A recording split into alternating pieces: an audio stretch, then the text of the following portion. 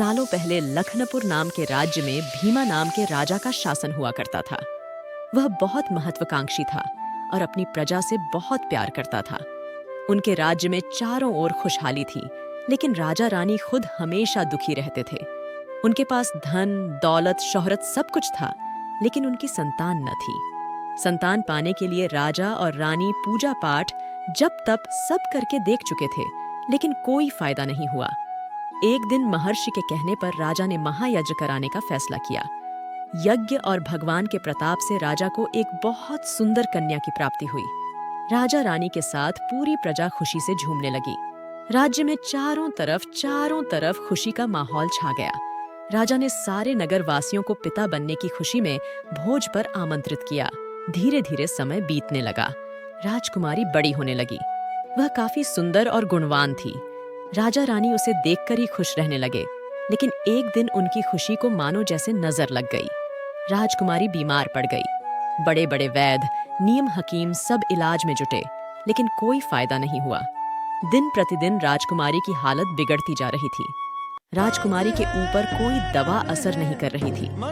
राजा को लगने लगा कि एक बार वे फिर निसंतान हो जाएंगे। एक दिन दूर देश से एक वैद्य राजा के महल पहुंचा। देखने में वह अजीब सा था। वैद्य ने राजा से एक बार मिलने की बहुत गुजारिश करते हुए कहा कि मैं राजकुमारी को ठीक कर सकता हूँ। सैनिक उस वैद्य को राजा के पास लेकर गए। वैद्य ने सबसे पहले राजा को अपना परिचय दिया और कहा कि मैं आपकी बेटी को ठीक कर सकता हूँ। राजा उसकी बात सुनकर प्रसन्न हुआ, लेकिन उसका रहन सहन देखकर राजा ने भी उस पर यकीन नहीं किया। उधर राजकुमारी की तबीयत दिन प्रतिदिन खराब होती जा रही थी। इसीलिए राजा किसी वैद्य पर यकीन नहीं कर पा रहे थे, लेकिन उस वैद्य का आत्मविश्वास देखकर राजा ने उसे एक मौका देने का फैसला किया। राजा ने वैद्य को बोला कि अगर राजकुमारी ठीक नहीं हुई तो अंजाम भुगतने के लिए तैयार रहना। इस पर वैद्य ने बोला, ठीक है, लेकिन अगर राजकुमारी ठीक हो गई तो मुझे क्या मिलेगा? राजा ने कहा, जो मांगोगे मिलेगा। वैद्य राजी हो गया। राजा खुद उस वैद्य को लेकर राजकुमारी के पास गया। राजकुमारी बिस्तर पर बेजान सी लेटी हुई थी। ऐसा लग रहा था जैसे किसी ने उसका सारा नूर निकाल लिया हो। चेहरा दर्द में डूबा पीला पड़ गया था। वैद्य राजकुमारी के करीब पहुंचा और नब्ज टटोलने लगा। फिर उसने थैले से जड़ी बूटियों से तैयार दवा की पुड़ियां निकाली और राजकुमारी के मुंह में डाल दी। वैद्य ने राजा और रानी से बोला कि आपकी बेटी जल्दी ठीक हो जाएगी। वैद्य की बात सुनकर राजा रानी के मन में बेटी के ठीक होने की एक उम्मीद की किरण जाग उठी। ऐसे ही इलाज करते हुए 2 महीने बीत गए। धीरे धीरे राजकुमारी की हालत में सुधार होने लगा। उसके चेहरे की चमक लौटने लगी। राजा रानी के चेहरे की खुशी भी झलकने लगी। एक दिन वैद्य ने राजा से कहा, महाराज, राजकुमारी अब ठीक हो गई हैं।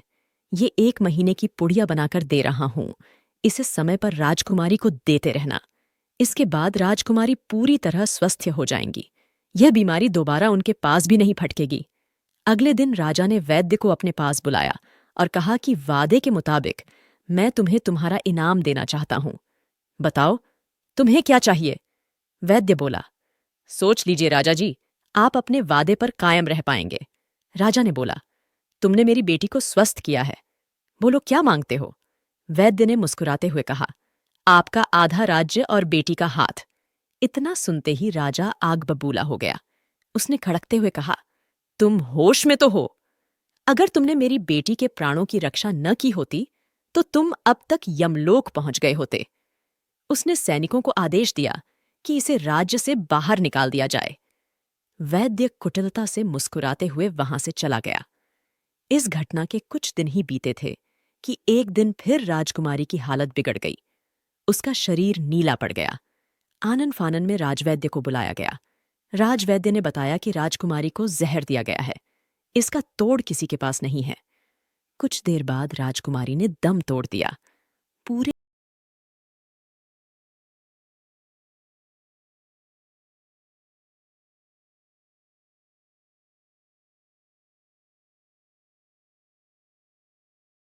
था। वैद्य को पहले ही शक था कि राजा उसकी बात नहीं मानेगा, इसलिए उसने एक पुड़िया में जहर भर कर रखा था। उसने सोचा कि अगर राजा शादी के लिए मान जाता है तो वह जहर वाली पुड़ियां हटा देगा, लेकिन अगर नहीं माना तो इसकी सजा राजकुमारी को भुगतनी होगी। वैद्य की चाल कामयाब हो गई। कहानी से सीख, अगर किसी से कोई वादा किया है तो उसे पूरा जरूर करना चाहिए।